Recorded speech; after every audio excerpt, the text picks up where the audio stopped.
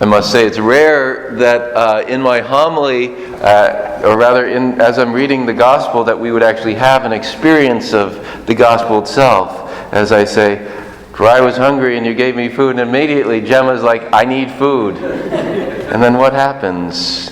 Dad gives her food. Well, that's a wonderful thing. We look and we see in these readings today, God is showing us what? The two great commandments. Love of God, love of neighbor. In the first reading from Leviticus, we hear about this is how you are to be holy, as I, the Lord your God, am holy. Love your neighbor. You shall not steal. You shall not lie or speak falsely about one another. You shall not swear falsely in my name, for profaning the name of your God. You shall love the Lord. I am the Lord.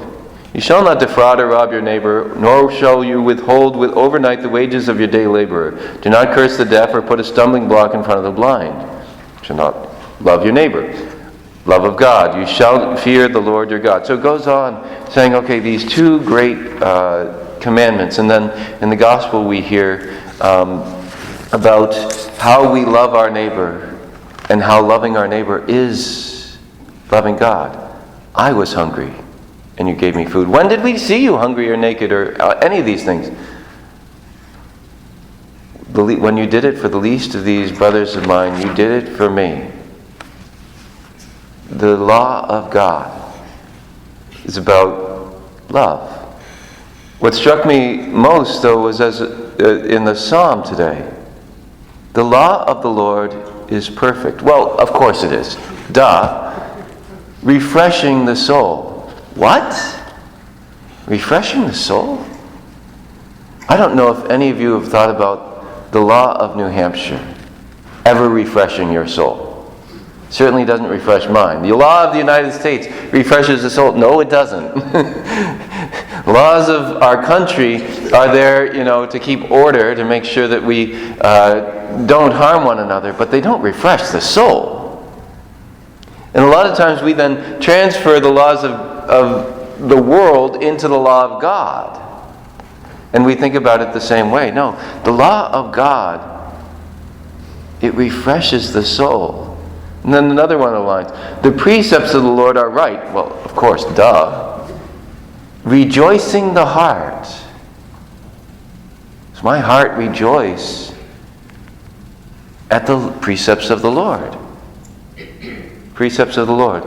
Love God and love your neighbor. If we're not refreshed by these things, if we're not rejoicing the heart, most likely it's because we're not looking at them correctly.